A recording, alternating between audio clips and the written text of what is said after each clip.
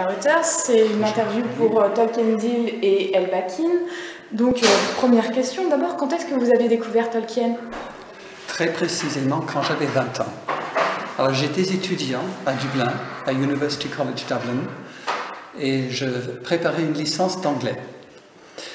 Et j'avais entendu parler de Tolkien d'abord comme professeur, comme spécialiste du Moyen-Âge. Je ne savais même pas qu'il avait écrit des romans.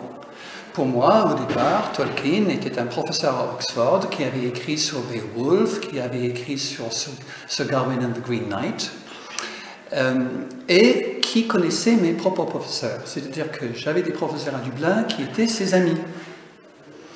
Et un jour, quand j'avais 20 ans, un copain me dit « Mais tu sais que Tolkien a aussi écrit des romans, et notamment Le Hobbit, et puis Le Seigneur des Anneaux. Mais on m'a dit si ça t'intéresse, il faut commencer par Le Hobbit. » Bon, j'ai dit « Si vous dites que c'est bien, je vais voir. » Donc, j'ai lu Le Hobbit quand j'avais 20 ans, et tout de suite, je suis tombé dans le filet. Voilà, j'ai adoré. Ensuite, je suis passé au Seigneur des Anneaux, et là, j'ai trouvé ça absolument splendide, magnifique. Et voilà, c'était le début d'une histoire d'amour. Et le Silmarillion, vous l'avez lu plus tard?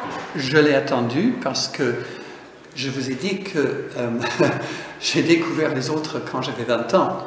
Mais ce que je ne vous ai pas dit, c'est que c'était longtemps avant la publication du Silmarillion.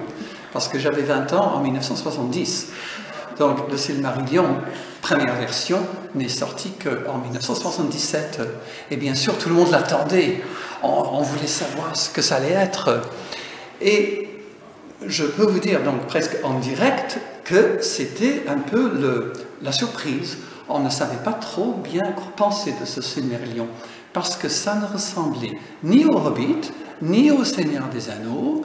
Bon, il y a des gens qui n'ont pas du tout aimé, il y a des gens qui disent « Oh là là, qu'est-ce que c'est que ça? C'est bizarre, c'est pas du tout ce qu'on attendait. » Moi, j'ai lu le Silmarillion plus lentement et plus attentivement que les autres, mais j'avais déjà une formation d'historien et de littéraire et de philologue, donc je cherchais des choses dans le Silmarillion que je ne cherchais pas 7 ans plus tôt quand j'ai abordé le Hobbit pour la première fois.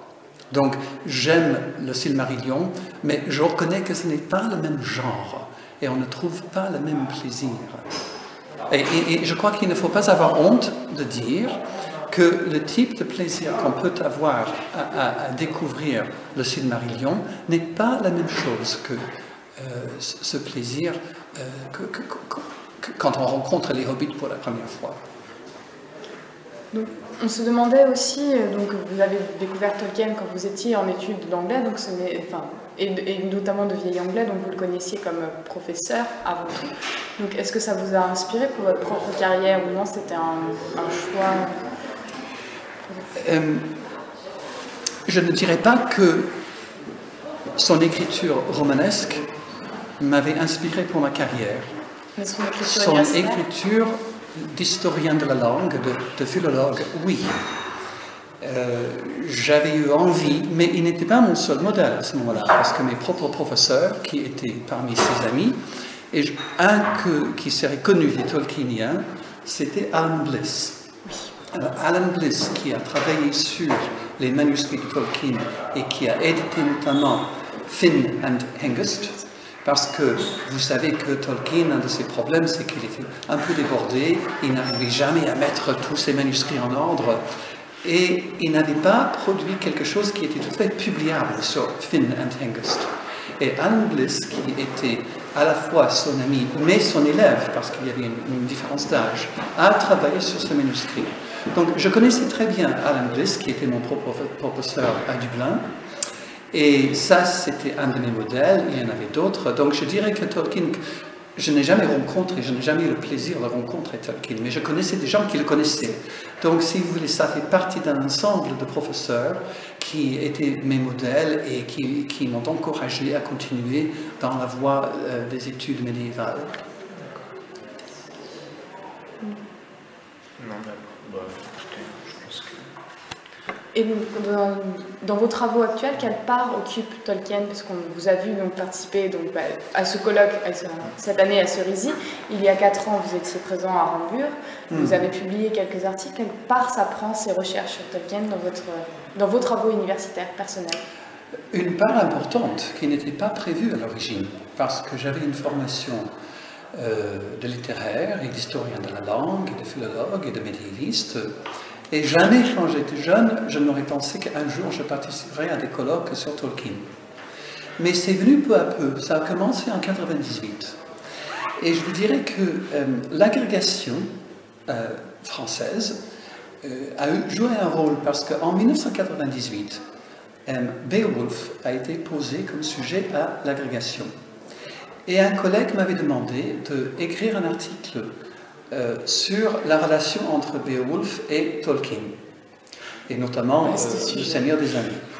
Et c'est là, pour la première fois, que j'ai commencé à étudier la question sérieusement. Parce que, en 1998, donc je connaissais déjà Tolkien depuis, disons, 28 ans, mais je n'avais jamais étudié ça de manière systématique. Et pour faire cet article sur la comparaison entre Beowulf et Tolkien, je me suis vraiment plongé dans la critique tolkienienne, ce que je n'avais pas fait avant. Donc, depuis 1998, ça prend une part importante. Après, j'ai participé à cette journée d'études à la Bibliothèque nationale, puis c'était le colloque de Rambure, et c'est vrai que je me suis rendu compte que c'était un autre stade, parce que quand on lit un roman, on le lit d'abord pour le plaisir, parce que c'est l'aventure, parce que c'est excitant, etc.